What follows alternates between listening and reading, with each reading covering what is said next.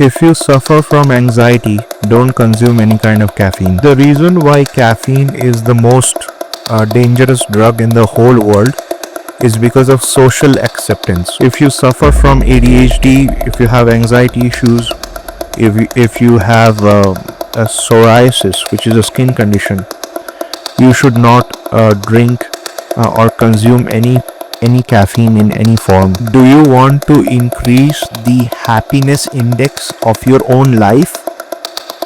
Then stop consuming caffeine. Men and women will react differently to caffeine. Their bodies will react differently to caffeine because men have testosterone and females don't. If everyone around the whole world stops drinking coffee, then there will be no war anymore. You cannot attain spiritual enlightenment if you drink coffee. Period. It is not going to happen. If that is a purpose of yours in your life, you won't. It's impossible. Caffeine acts as a barrier in your consciousness to become limitless. If you want to become God, stop drinking coffee. Did you know that caffeine, the chemical that is present in coffee and tea and all your favorite beverages, which is the reason that you consume it because you like it, because your brain is addicted to it. How caffeine works is caffeine binds with the adenosine receptor. So there are adenosine receptors in your brain which helps you fall asleep, which is a reason without which you literally cannot fall asleep. So adenosine receptors are there in the brain, and caffeine, the chemical, it looks like the adenosine. It's like a carbon copy of the adenosine chemical. So your brain mistakes it for caffeine. Your brain mistakes it for adenosine, and it allows the adenosine receptor to bind with it. So caffeine takes the place of adenosine. Now adenosine doesn't have any more area left to bind with its own receptors. So hence when you drink coffee, you just awaken, like you cannot fall asleep. So if you drink coffee or tea, let's say before you go to sleep, you won't be able to fall asleep. Now, what about the people who claim to be able to fall asleep even though they consume caffeine late at night? So there are people you will find in your life who will tell you proudly that they can fall asleep before going to bed if they have a strong cup of coffee. It doesn't bother them, or it doesn't let them not sleep. So I would say, like, the science is against that kind of logic, because there is no logic. Because when caffeine goes into your system, you won't be able to fall asleep. But because there are different kinds of people, and there are different people react to different drugs and different chemicals differently. So to those people who claim that they can drink coffee at night and fall asleep, no problem. What I would say is that you are probably not aware that the kind of damage that is causing to your nervous system and to your own body. Maybe because of your genotype or your particular gene, you are able to fall asleep even after consuming caffeine late at night, because on the surface level you won't be able to notice the difference compared to people who won't be able to fall asleep after consuming caffeine, because maybe you are it's a different gene. Like, different people have different kinds of genotype, so it affects different chemicals react differently for different people.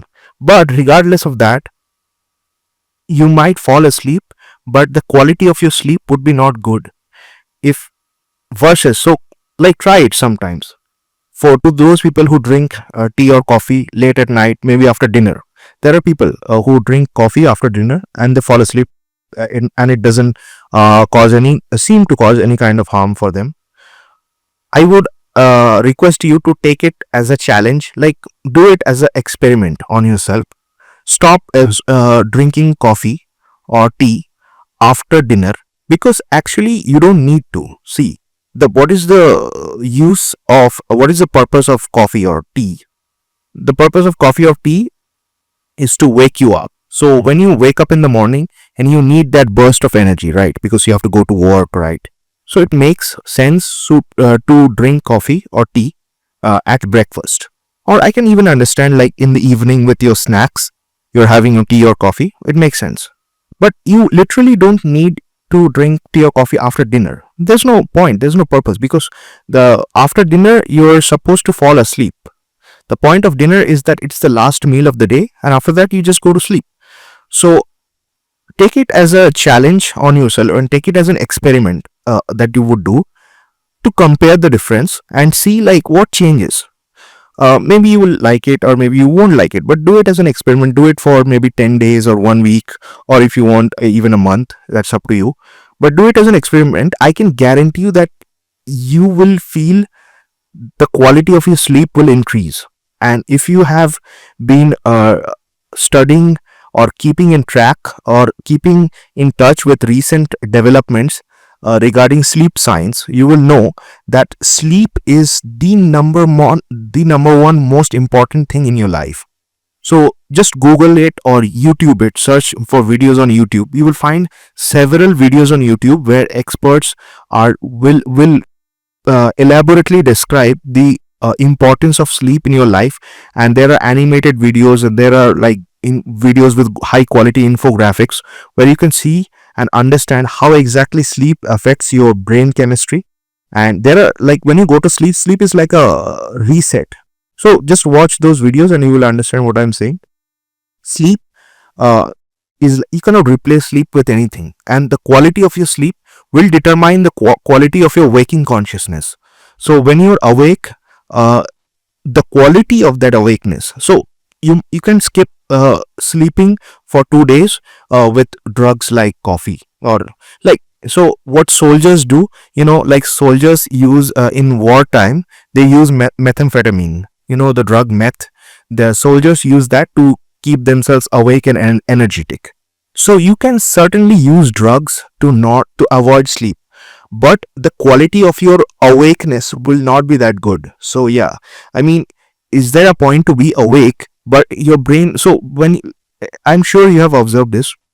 Let's say you had some really important task, or there is some kind of pressure in your work life and your boss is constantly screaming at you, and you're like, yeah, man, you have to get this work done in 2 days. We have to do this. There is so much rush at work.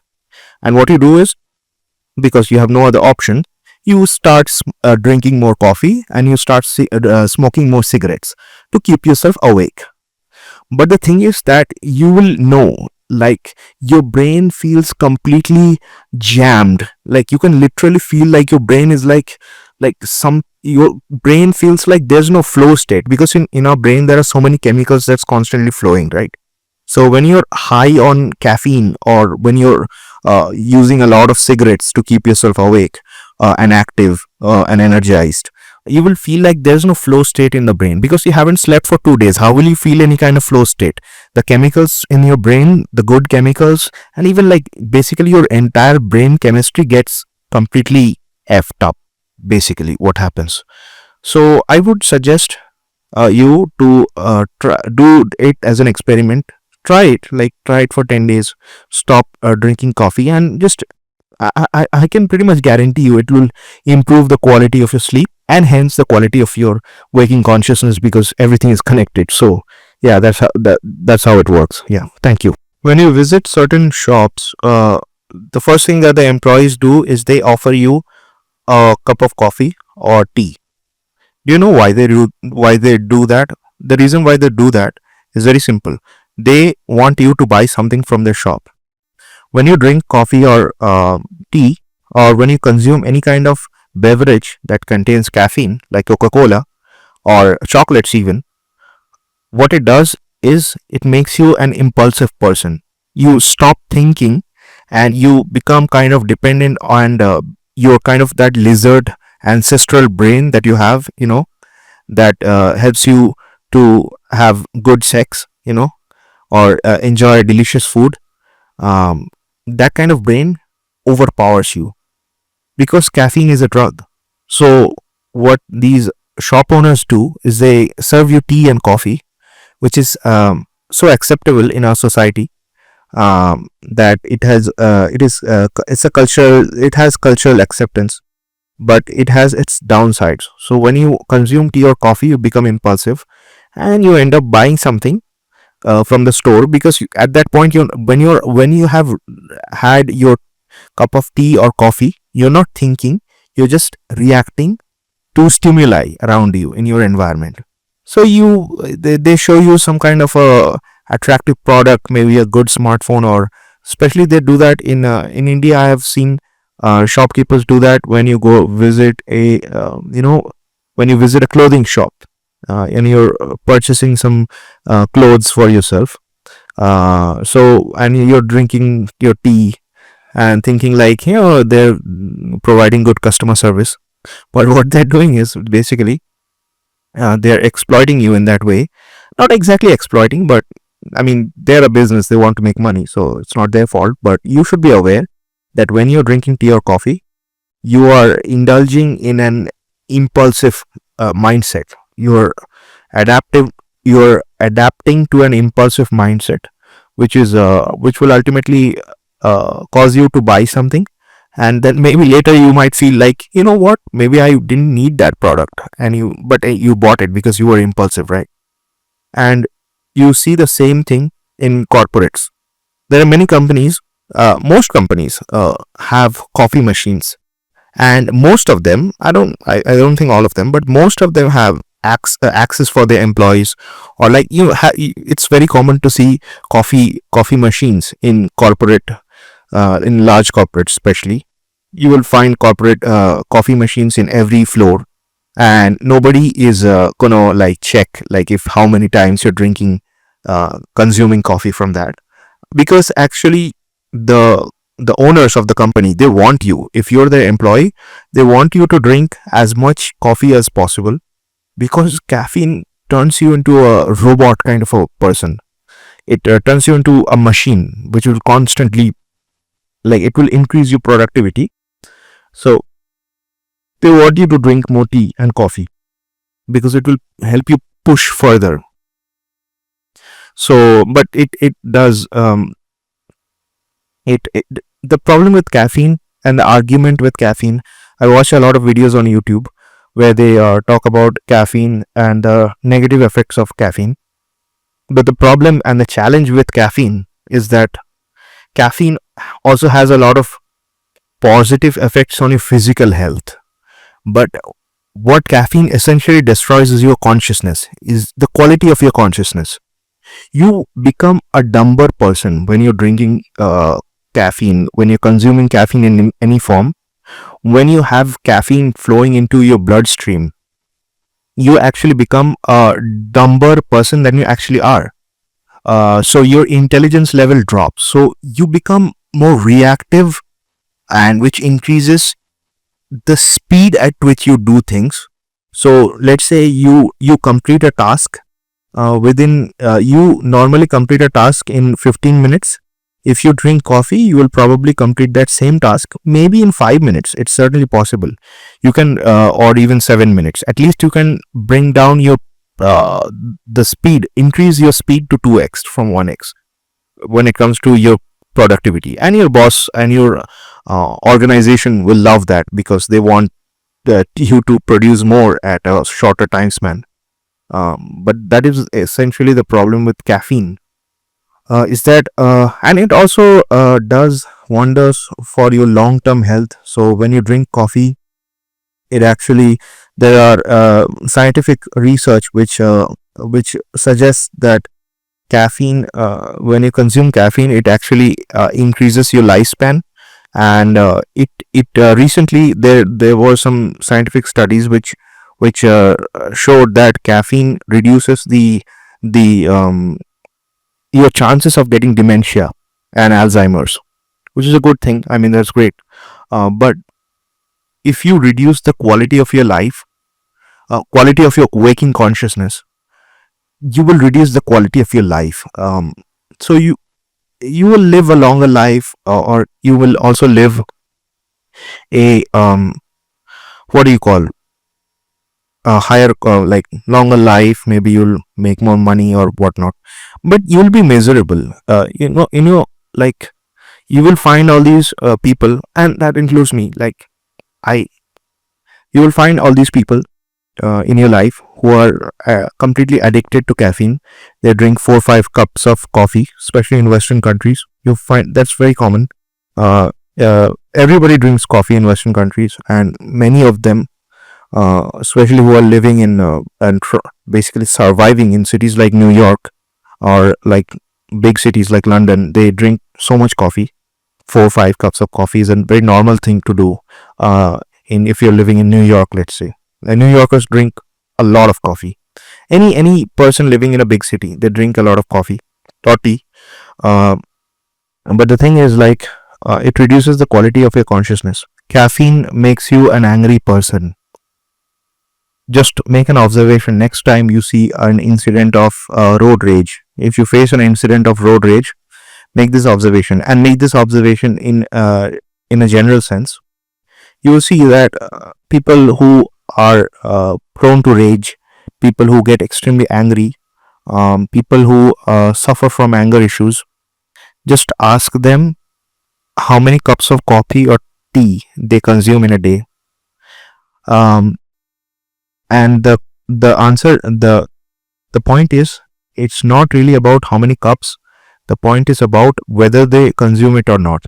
You will rarely find a person who has anger issues and they also don't consume any kind of caffeine in any form, whether it be like soda or tea or coffee.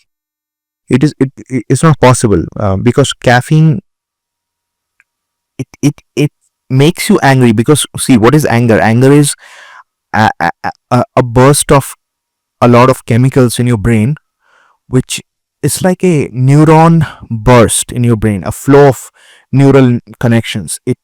Neurons are firing in your brain when you drink coffee. And if you are prone to anger, or if you have anger issues, it will instantly uh, uh, initiate a rage episode. So when you are angry, what is anger? Anger is that beast inside you, that lizard brain, the Neanderthal brain that gets activated. So when you're angry, that's why, people say, like, when you're angry, you're not rational. You're not a rational person. Why do people say that? Because it cannot work like that. When you're angry, it is not possible. It is literally not possible to do anything rational when you're angry. That's why people say, like, when you're angry, don't do anything. Don't take any action when you're angry, because it will be impulsive. Anger is a form of extreme impulsion.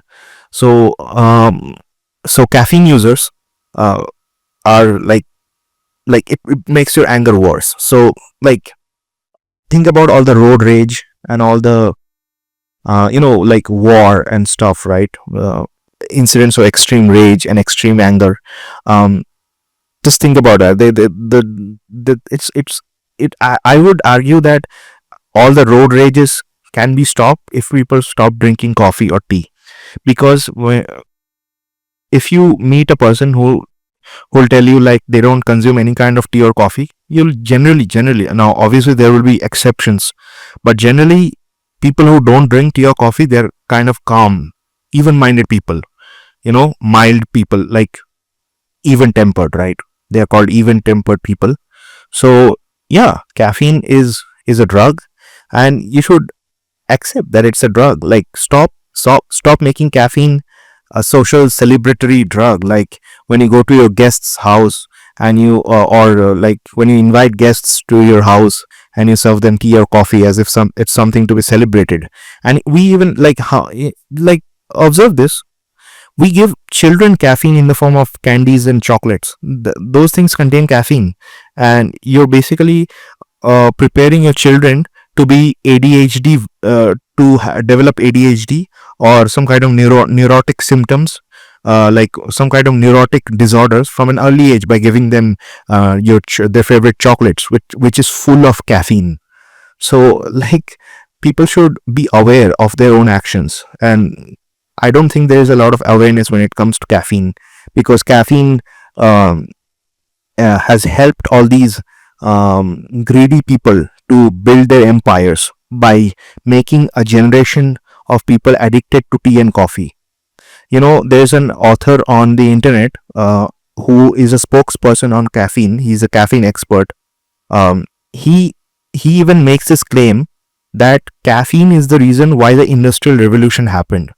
Without caffeine, there would not be any industrial revolution. Now, you might think like, so caffeine is a good thing. I mean, without caffeine, we wouldn't have an industrial revolution.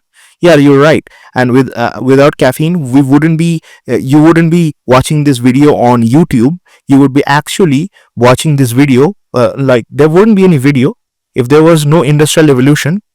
You know what? You would be actually socializing with me by sitting next to me in person and having a good time with me or your friends. Because look at what the industrial revolution has led us to. It created a society where we have to interact through with ourselves through this virtual platform. So was the industrial revolution a good thing? It's debatable. I would say it's debatable. You might, on the surface level, it seems like, oh yeah, but are you crazy? Without industrial revolution, we would all be, in our old days, farming. We would all be farmers. Yeah, we would all be farmers. If there was no industrial revolution, all of us, majority of the human population, would be farmers. And you know what? I think that's a good thing, because if if 90% of the human population are farmers, we would be raising enough food for everyone. So, which means that there is no more world hunger. Nobody is sleeping hungry that night because we have enough food. And we would produce higher quality food. We will not be infesting or infecting our foods with pesticides and chemicals that we do today, because agriculture is a business and the farmers are trying to make most money for themselves. So we are producing really low quality food. So yeah, I would say that if majority of the entire world were full of farmers and human beings were all farmers, I would say that's a good thing, because then we will be eating really healthy organic food, and we will be focused on living a life that is full of consciousness. Will be living a life that is focused on consciousness, instead of trying to tell people and make them aware they know that we should be living our lives full of consciousness. We will be actually doing that. So yeah, I would say that a bunch of greedy people exploited the entire human population by making them addicted to several chemicals like caffeine and other drugs. And that is how they exploited you. And now we are in an economy where we are living in such a world where we don't have a choice. Even if most of the people, even if they don't want to quit caffeine, they won't be able to, because they need to drink coffee. Otherwise, their brain won't work, and they won't be able to. They will be fired for their job, basically, if they stop drinking coffee, because they won't be able to function without tea or coffee. So yeah, that's the kind of economy we live in. That's the kind of world we live in. Caffeine kills your ability to love. Caffeine kills your ability to understand and act in a loving way. So what caffeine does is caffeine turns you into this lizard. It activates the lizard brain. So you're more. It turns you into it turns you into a survival oriented person. So you're constantly trying to survive, but I mean, you lose all your sense of meaning of your life or your existence when you're really high on caffeine. Understand this simple thing: when you're high on caffeine, you're high, so you're not sober. Sobriety, people think like, I drink tea and coffee, and people, you'll find these people who say proudly, even say like they don't drink alcohol or they don't smoke cigarette, but they drink coffee or they have tea, and they consider themselves to be sober. They think that they're sober people. I will argue that if you're drinking, or if you're consuming any kind of drug, if there are drugs in your bloodstream that you're consuming for recreation or maybe to enhance your productivity. But then you cannot call yourself sober because you're literally not sober at that point because you're high on a certain drug. So sober and sobriety is only true if you're not consuming any drug, right? So I would really suggest these people who claim to be like, I'm a teetotaler, I don't drink alcohol, I don't smoke marijuana, or I don't smoke cigarettes. But you drink coffee, dude. You drink coffee and you drink tea. But they'll say like, oh, so what? Everybody drinks tea. Everybody drinks coffee. Yeah, because as a society, for some reason, it is completely acceptable to drink coffee, but it is not acceptable to drink alcohol. Um, anyways, what I'm trying to say is like caffeine, because I have observed this. Whenever I drink coffee or tea or any kind of caffeinated beverage, it kills my ability to love. I don't smile. I stop smiling when I greet people. I'll give you a small example. There's a biryani shop near my house, and I go there often to buy biryani. When I drink coffee and when I high on caffeine, when I visit the shop, I just feel like, I'm paying money to buy a product. This kind of mindset comes up. Like, yeah, I'm paying you $100 and give me a packet of your food that is your product. This kind of entrepreneurial or whatever business oriented mindset, money minded kind of person. But I don't greet the person. I don't smile. I generally have this tendency to smile and greet people with, being nice to other people. I like that. But like today, I haven't consumed any kind of caffeine for the last 48 hours, and I'm struggling. It is hard because my brain is dependent on caffeine. But um, but it's worth it. I think it's worth it because today I went.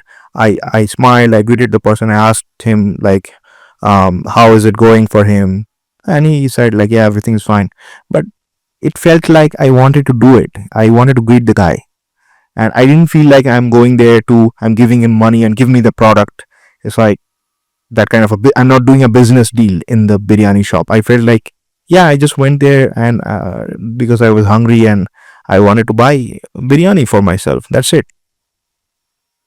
So caffeine makes you less human. It does.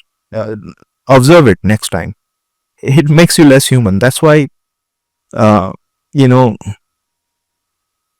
you will find dirty politicians, greedy people who are not good, people like Vladimir Putin or someone, people who are dictators.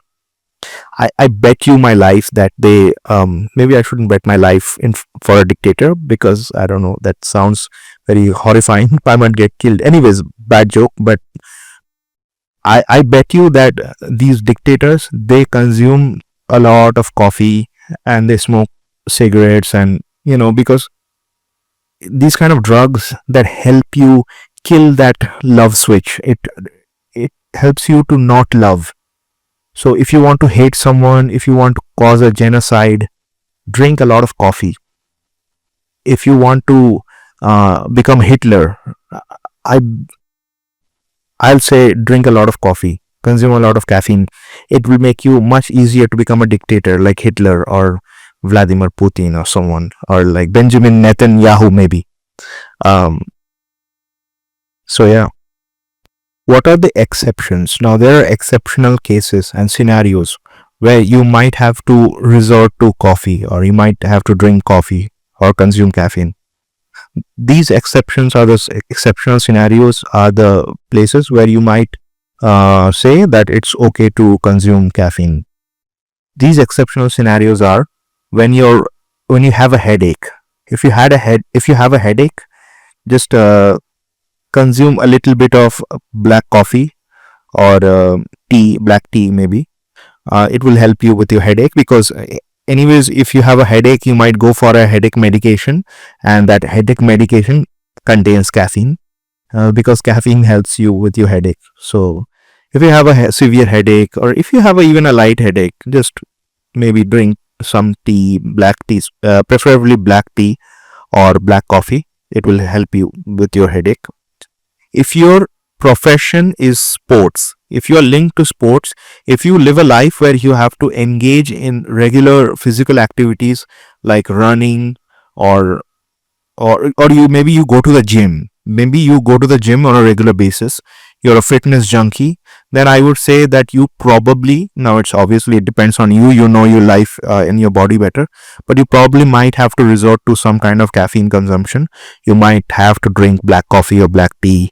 um, yeah, so if you engage in any kind of sports, then because caffeine really helps, that's why athletes use caffeine, a lot of caffeine. And you know what, I was reading that I think it's in NBA, the National Basketball Association, right, in America, they have a minimum, like they have a maximum dosage of caffeine. Like there is a maximum permissible dose of caffeine that an athlete is allowed to use.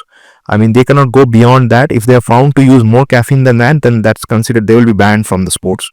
So you can understand the severity and the potential of this drug, and why it's you should think of caffeine and always think of caffeine as a drug, because it is literally a drug, but it has been so glorified and so much accepted in our society because of the Starbucks, and this cultural acceptance of caffeine, because you have so many caffeinated products. You have chocolate cakes, you have chocolate biscuits, you have your Starbucks coffee, you have your latte, cappuccino, mocha. So many different varieties and flavors of this drug is there in our society that we forget, and we don't even want to think of it as a drug. We think of it as food, but caffeine is not food. Caffeine is drug. It kills your hunger. So it is a drug. It is something, it is a substance that gives you energy even if it doesn't have any calories. If you add one spoon of coffee in water and you drink it, the amount of calorie you're consuming zero is the amount of calorie you're consuming, but you're getting a lot of energy. How is that possible? Because it is a drug is something that gives you a burst of energy, even if there is no actual calorie or carbohydrates present in that. How does it do that? Because it is a drug. It gets into your bloodstream. That's how every drug works. That's how cigarettes work. That's how caffeine works. That's how cocaine works. Every drug essentially works that way. So, um, yeah, I mean, if you are engaged in any kind of physical activity, then don't then you might need to consume caffeine to stay competitive in that field. But you will have to tolerate the negative effects of caffeine, because you know uh, the caffeine has a lot of negative effects. Caffeine impairs your ability to make meaningful decisions, because you're all over the place when you drink coffee or tea. When you consume caffeine, just observe this next time. You are so impaired that you will have a lot of ideas in your head, a lot of it might seem like you're becoming creative, a lot of energetic flow, because what caffeine does is it rushes neurons into your brain, so your brain is constantly firing neurons when you're high on caffeine. But you won't be able to manage the energy, because the energy will be so big, and this kind of the frontal cortex won't be able to control all of that energy that you generated by consuming caffeine. So yes, you will have a lot of brilliant ideas when you drink coffee, which is the reason why people drink coffee, because they get creative.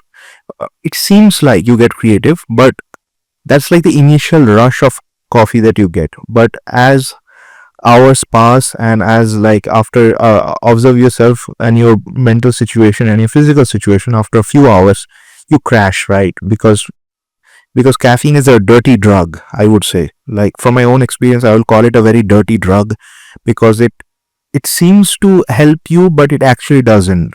So it makes you impulsive, yes, but ultimately it doesn't help you, because you get all of these neurons rushed into your brain, but you just won't be able to use the kind of energy that you generate. So you'll have a lot of energy that you will have in your system. You'll become physically um, energetic, but you won't be able to just utilize that energy for anything useful. There is another point when it comes to consumption of caffeine and the negative effects of caffeine that I have not seen anyone discuss on the YouTube, is that caffeine is it actually makes your psoriasis worse. So if you suffer from psoriasis, if you have this skin condition called psoriasis, I think it's called. Um, so if you have psoriasis, it will make it worse. So I have psoriasis patches on my legs, and it makes it worse. I have seen it. I have observed it. When I don't drink coffee, it's my psoriasis. It my because caffeine dries up your skin, right? So psoriasis is basically extreme dryness of your skin at certain regions. So that is what causes all those psoriasis patches, because your skin gets extremely dried up at certain regions, and they dry up, and those skin cells in on those regions, they die because they have dried up so much. That's what causes those flakes, psoriasis flakes, and patches. Those are dead skin cells basically. So what caffeine does is it makes it worse. Because dryness is not good for psoriasis. That's why we use moisturizers on psoriasis patches, right? So when you don't drink caffeine, just observe this. If you have psoriasis, the flares will reduce drastically. If you drink coffee, um, the chances are that your psoriasis often gets worse. So just next time, observe it. Make that observation on yourself.